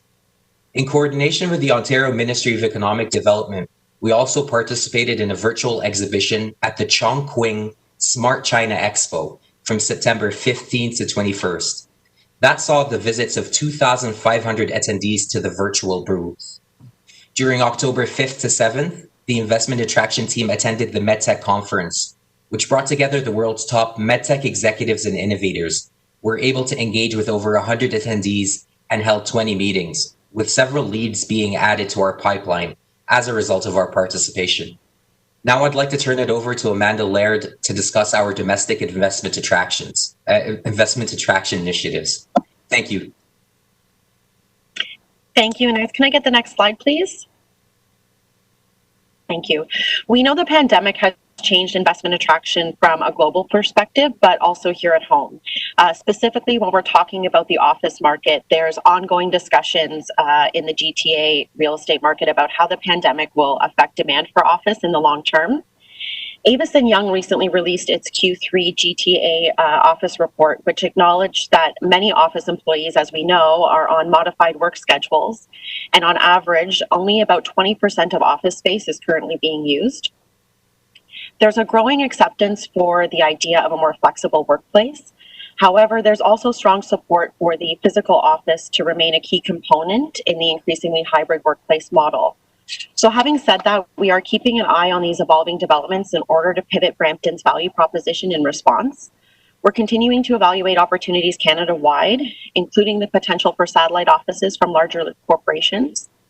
And the city has new modern office developments like those shown on the screen at 8750 the Gore Road and 5 Montpellier Street that provide an attractive opportunity for new investments. So we continue to highlight these developments as valued assets while we continue to monitor the effects of the pandemic on the market.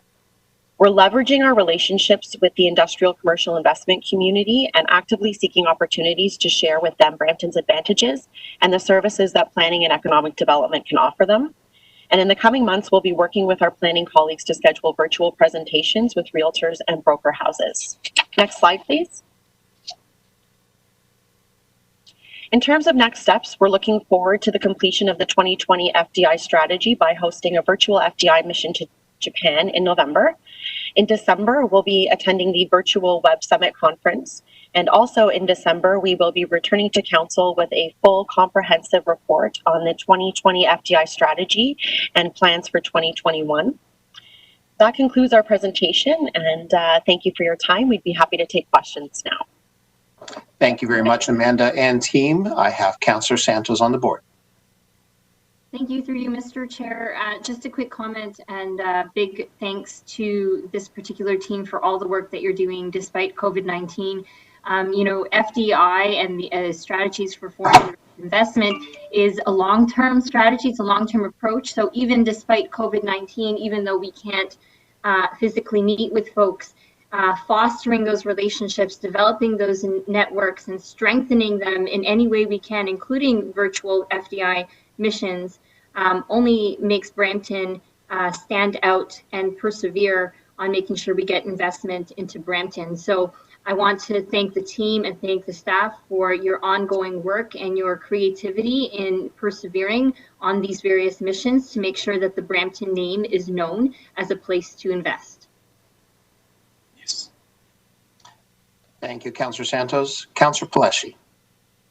Thank you, Mr. Chair. Not much more to add. Thank you, Councillor Santos. The FDI team and all of ACTEV, the fact that we've been able to pivot during this whole pandemic, I think everyone's doing a fantastic job.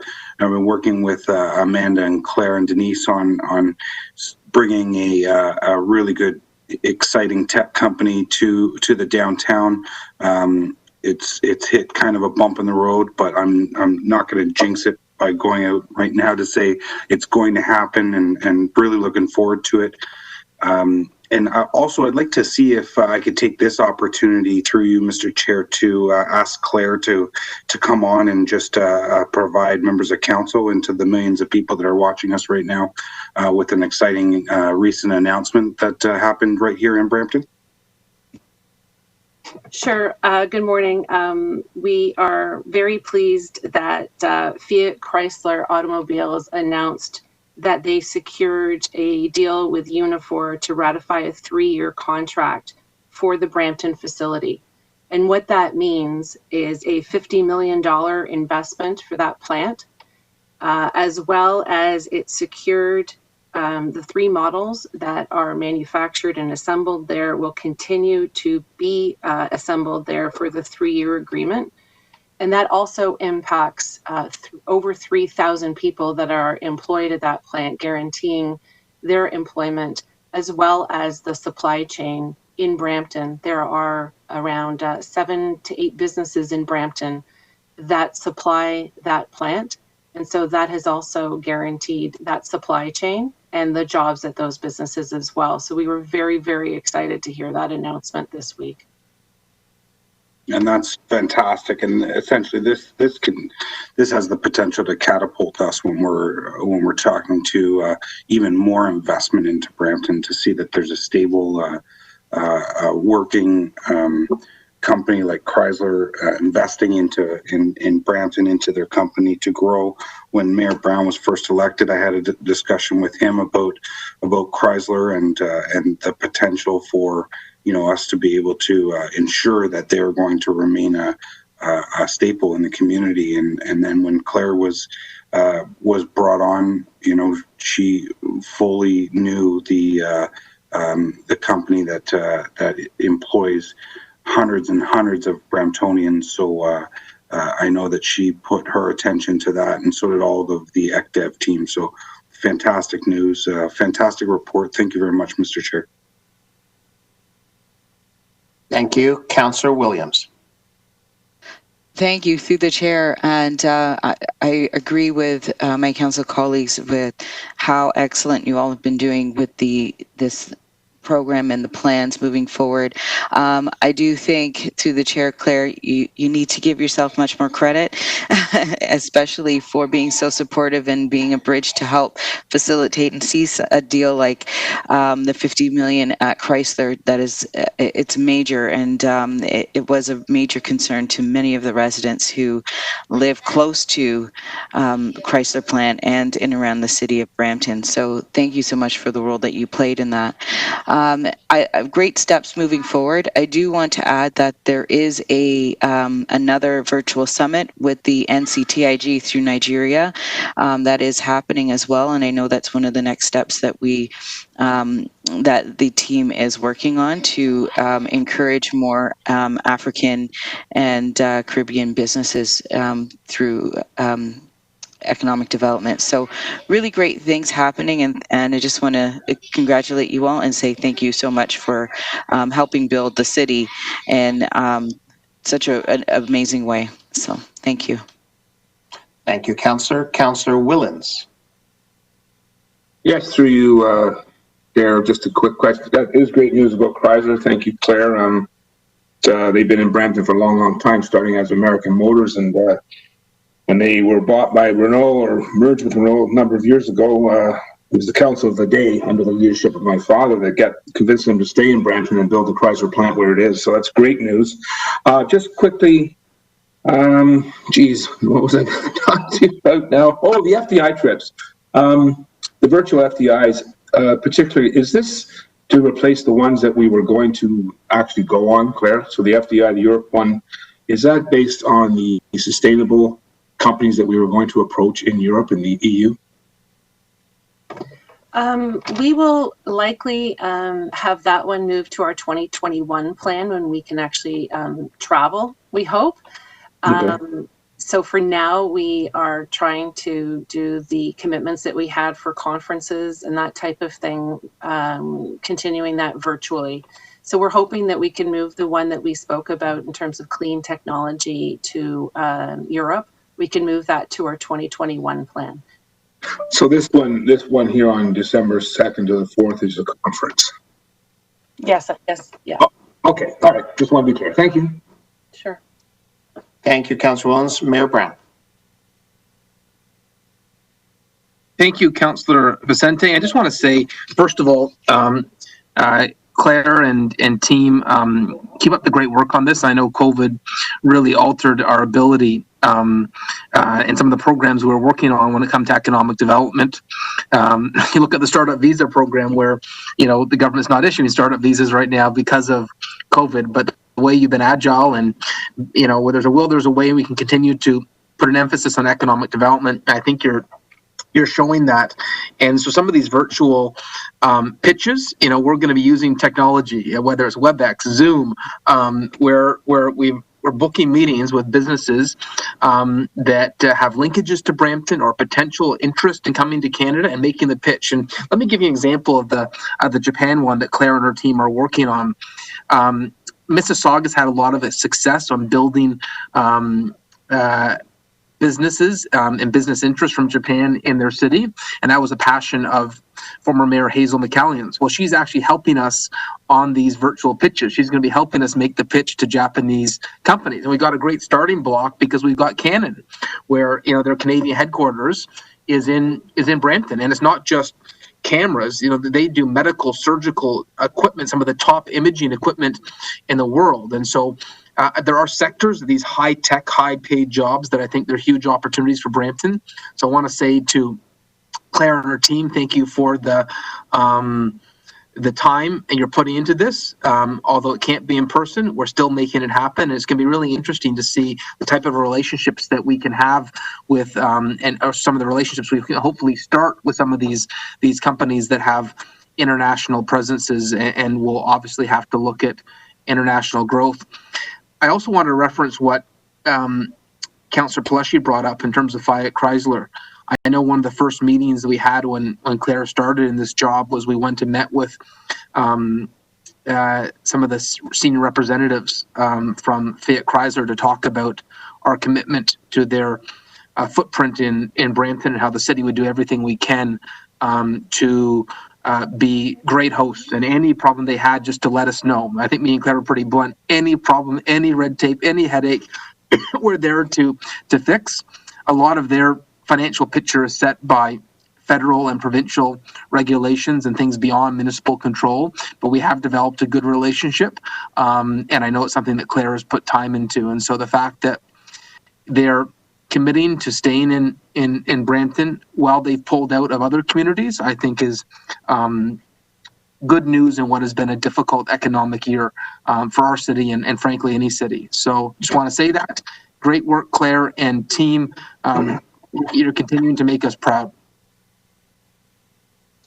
Thank you, Mayor Brown, and my thanks as well to all of our economic development staff. You're doing a great job, and you are really a steady hand during these difficult times. So thank you. We have a motion moved by Councillor Willens to receive this report. Any opposed? And so that carries. Our next item is item 8.2.1, a staff report regarding the Advanced Brampton Fund, a 2021 program framework. We have a presentation for this, Mr. Clerk?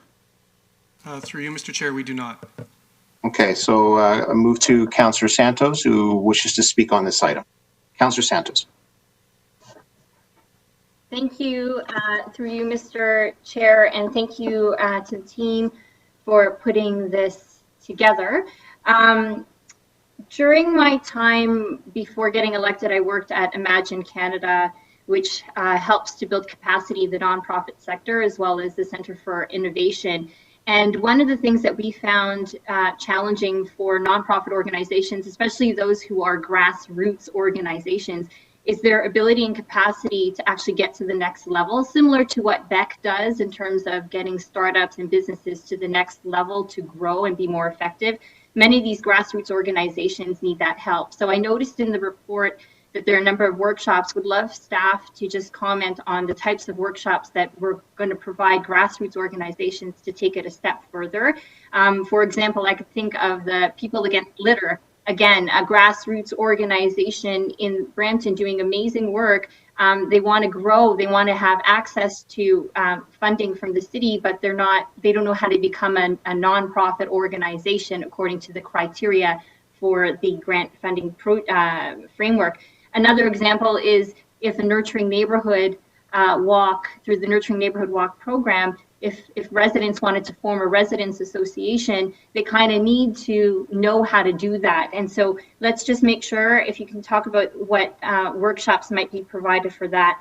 One final point that I'll mention is I'm pleased that some of the funding, and happy to support the $150,000 to go back to the community safety and well-being specific funding stream in this program. I'm happy to see that happen. And I'm just going to assume that if at a later date, we want to look at increasing that further or changing it further, there's still opportunity to do that. But I think it's important, based on some of the work and urgency around community safety and well-being tied with what's happening at the region tomorrow, that we adopt these particular recommendations and adopt this framework so that we can start moving on this program. So those are just my comments, and great work, team. Thanks. If staff can just follow up, that would be awesome.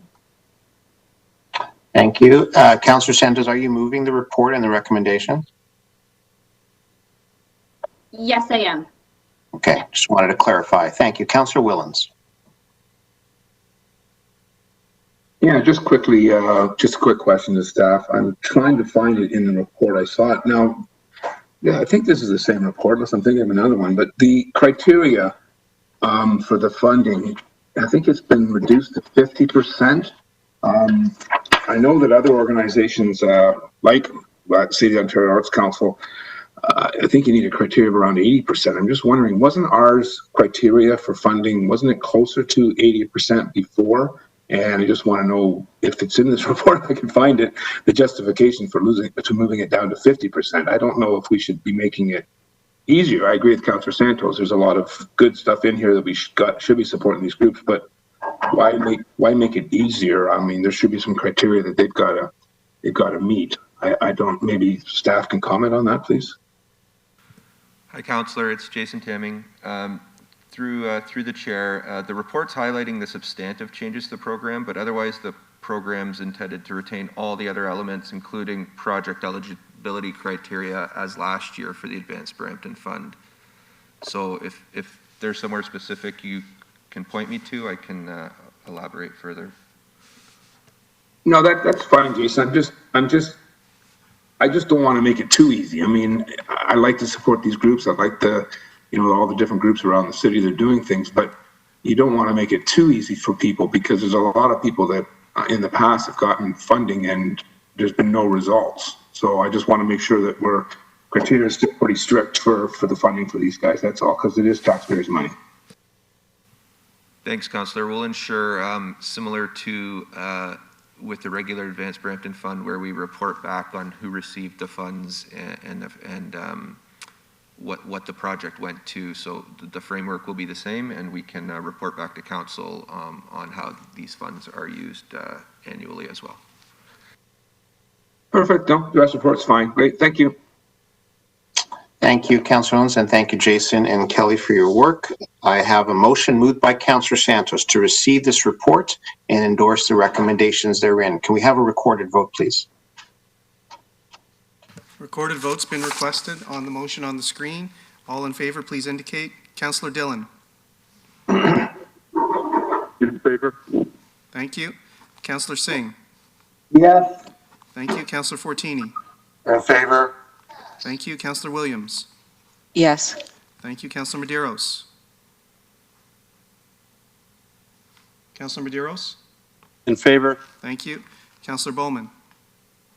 Yes. Thank you. Councillor Paleshi. In favor. Thank you. Councillor Willens. Yes. Thank you. Councillor Santos. Yes. Thank you. Mayor Brown. Yes. Thank you. Chair Vicente. Yes. Thank you. The motion carries unanimously 11-0. Thank you, members of the committee. So our next item is item 8.5, councillor question period for this section of the agenda. Does any member have any questions with regards to any item from the Economic Development and Culture section? Seeing none, we'll move on to public question period. Mr. Clerk, do we have any questions from the public with regards to any item contained in this section? Through you, Mr. Chair, we do not.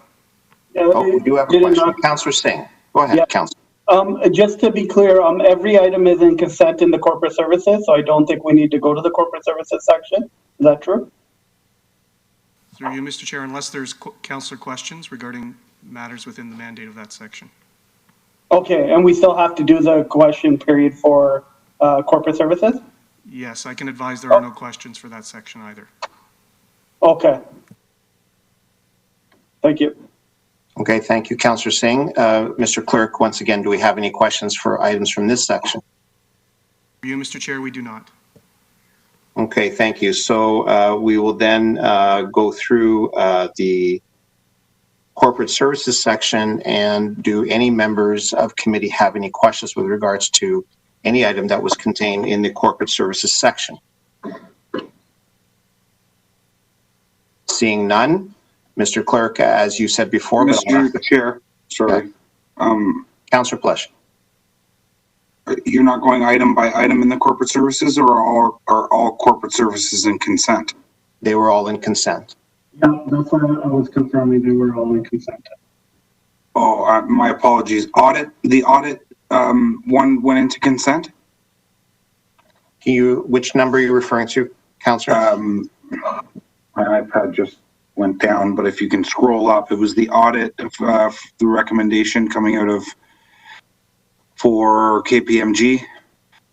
Through you, Mr. Chair, this item was added to the consent motion at the request of staff and was part of the consent motion at the beginning of the meeting. My apologies. I did have one quick question on that report. Do you wish to reopen the item, Councillor? Yeah, I'd like to ask the question in public. Okay, so Mr. Clerk, can you advise us on how we can proceed? Through you, Mr. Chair, it's just a simple, straightforward two-thirds vote to reopen the agenda and then to deal with 9.2.1. Very good. Are there any opposed to the reopening of the agenda to discuss item 9.2.1? Seeing none, that carries. Councillor Pleshy, you have the floor. Is corporate services, who's the chair of corporate services? It would be Councillor Singh. Do you wish him to chair this portion of the agenda? It's up to Councillor Singh. Yeah, I'll do it because I have some comments to make as well. So I'll do it. Councillor Singh, I yield the floor to you. Thank you. Councillor Pleshy, go ahead. Thank you, Mr. Chair. Just one quick question. I'm not sure who can answer it for me, but the audit appointment, the request for proposal, it's my recollection that typically this went to the audit committee for information prior to it coming to members of council, or to committee, or to council. I recall this coming in minutes of audit to council, but if I can get clarity on that, and then also, is this subject to budget?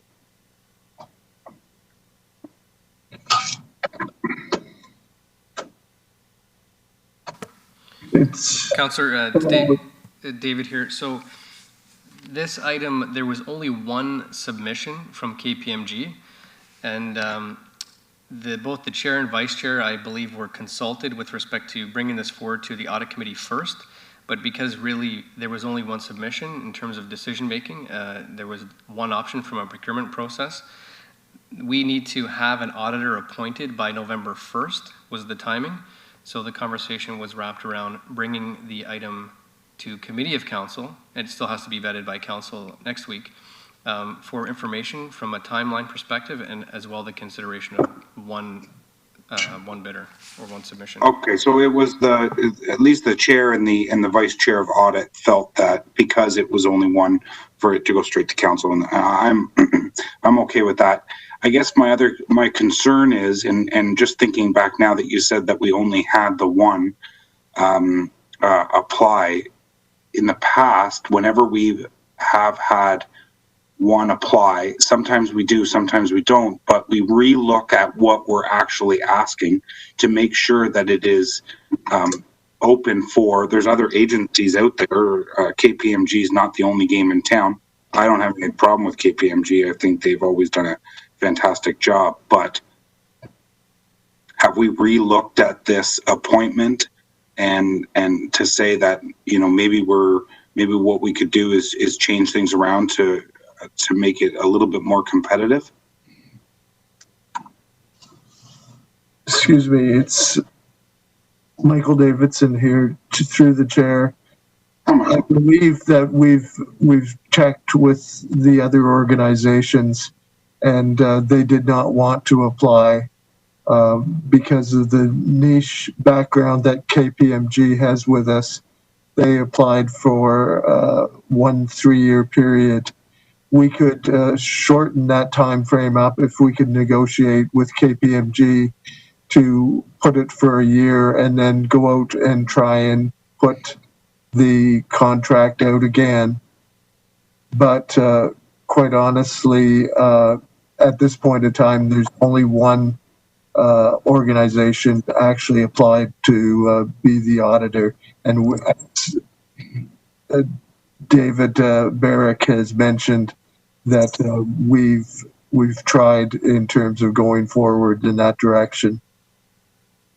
Okay, and then the 336,000.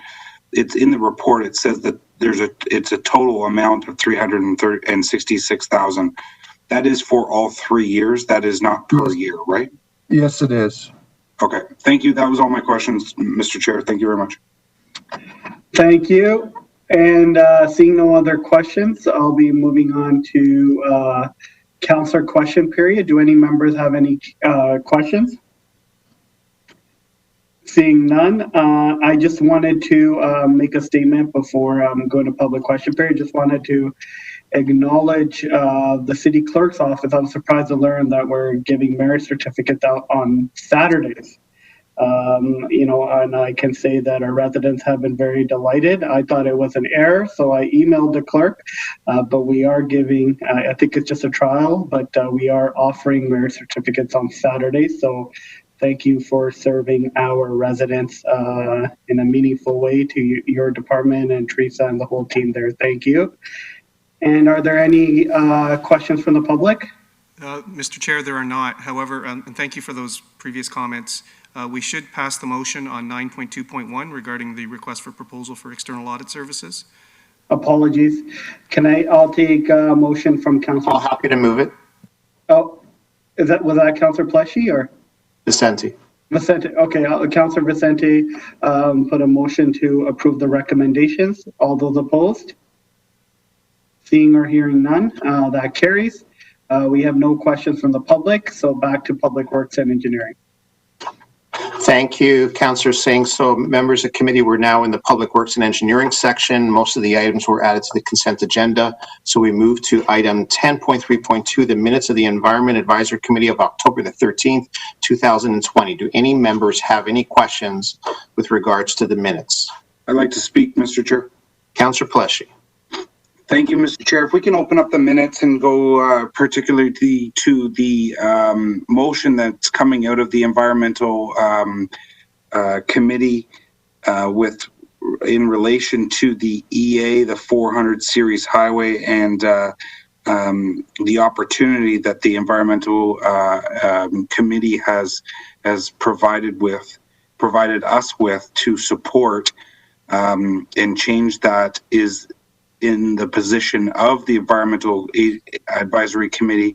I'd like to amend that to say that that is effectively council's position, and what this does, I believe, and maybe Michael Hoy can speak to it, but it strengthens our support for the boulevard concept in what we're trying to achieve in being innovative and in less impactful on the environment to Heritage Heights in Ward 6.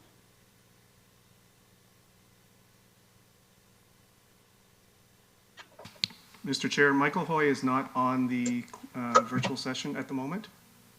Okay, I can jump in, Councillor Pleshy, through the chair. It's Jean Holmes, Public Works.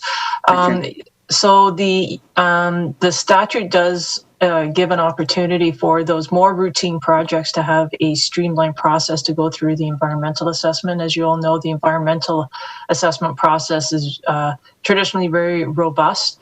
And I think what we're getting at here through the advisory committee is that they just want to ensure that given the impact of the highway through Brampton and the impact it will have on our community, that they just want to ensure that that streamlined process, we don't use that on this particular project, that we do have a careful and thoughtful review of the 413 highway, so that we do make sure that all the impacts of that project are fully considered.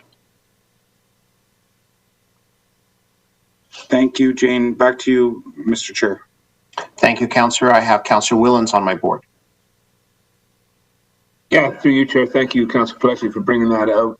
I sit on the Environmental Advisory Committee, and yes, they are very supportive of the Boulevard idea, and this was just, as Jane pointed out, to make sure that they're not, that they are crossing all their T's and dotting all their I's and making sure that the environment and all that, well, as you know, Councillor Pleshy, it goes through a pretty sensitive area, that spot. So they are in support of the Boulevard. I know you had some concern, but they do support it. I think this would just, I think your motion, changing it to this, would actually reinstate that to the province that is coming from City Council as well. So thanks very much for bringing that up.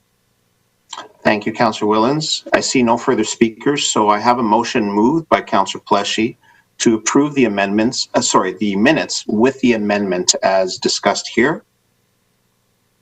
Any opposed? And that carries. Thank you. So next we'll move on to councillor question period. For this section of the agenda, I have councillor Bowman. Thank you very much through you, Mr. Chair.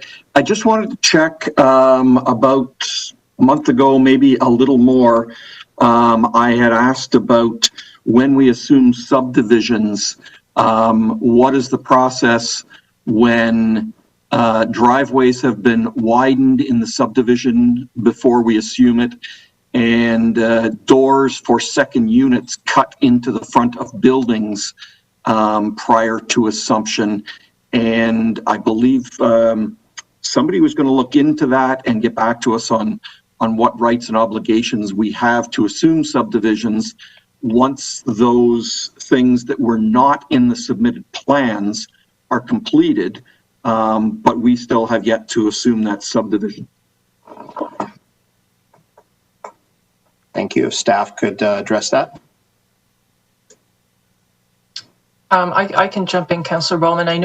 I think when this originally came up, this was talking about, as you mentioned, changes to the buildings or the residents, the houses, in terms of additional doors, things of that nature. And I know from a public works point of view, when we look at assuming subdivisions, we're looking really at anything to do with the right of ways.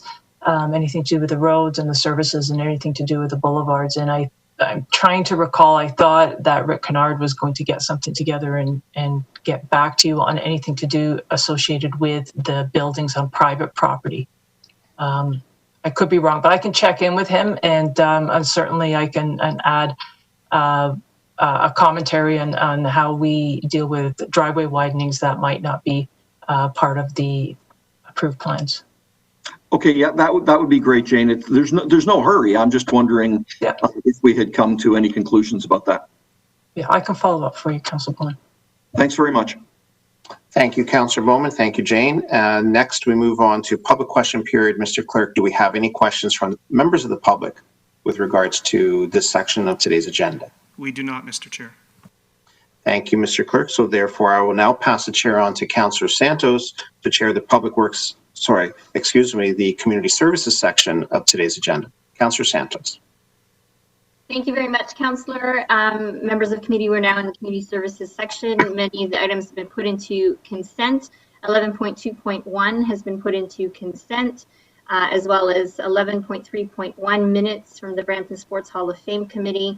So our next item is Councillor question period. Do any members of council have any questions regarding this section? Seeing none. Our next item is public question period. Mr. Clerk, are there any questions that have come through email? We do not, Madam Chair. Okay, thank you very much. That brings us to item number 12, the referred matters list, which is published quarterly on a meeting agenda. Do any members have any questions regarding the referred matters list? I see none. I have a motion moved by Councillor Vicente to receive the referred matters list. Are there any opposed? That motion carries. The next item is item 13, public question period. Mr. Clerk, do we have any questions submitted during the course of today's meeting? We do not, Madam Chair. Thank you, Mr. Clerk. Our next item of business is closed session. I believe we had an added item that was not in consent, moved by Mayor Brown to go into closed session to deal with an item already advice subject to solicitor-client privilege, including advice relating thereto. So as soon as we come out of closed session, we will report anything that needs to be reported back in open session. Can I have a motion from Mayor Brown to move into closed? Anyone opposed? Oh, quick comment from Councillor Willens. Go ahead, Councillor. Yeah, sorry, I should have brought this up at the start of the meeting. Councillor Bowman and myself and others have probably heard. It's unfortunate, but our Brampton Excelsior's major team in lacrosse will be moving to Owen Sound. Apparently the team was sold. This was one of the oldest community franchise teams in Canada, I believe. Councillor Bowman can probably clarify that, but it's unfortunate. They will be leaving our city here. I think it's so close to 125 years they've been in Brampton, so it's sad to see them go. I just wish them the best in their next endeavors. Okay, thank you, Councillor Willens. So motion on the floor to move into closed session. Anyone opposed? Okay, so we're going to go into closed. Mr. Clerk, how much time would you need? 10 minutes, please. Okay, and everyone has the link, which is a separate link to go into closed session. We'll see you in 10 minutes. That would be 11:43.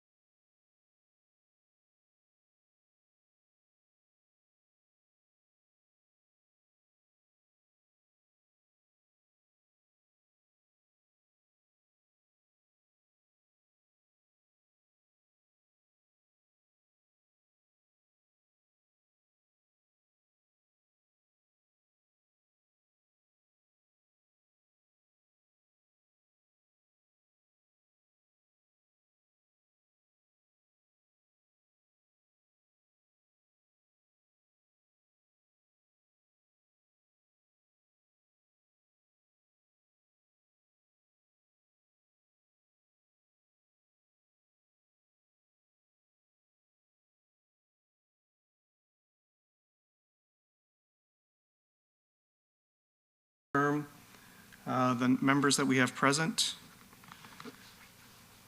So we have Councillor Williams, we have Councillor Dillon, we have Councillor Singh, we have Councillor Bowman, we have Councillor Medeiros, we have Councillor Paleshi, we have Councillor Fortini, and we have Mayor Brown.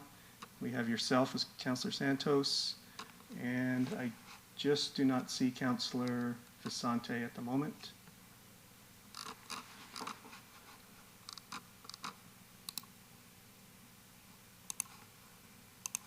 Okay, thank you. I'm sure he's on his way, but we do have quorum. Is that correct, Mr. Clerk?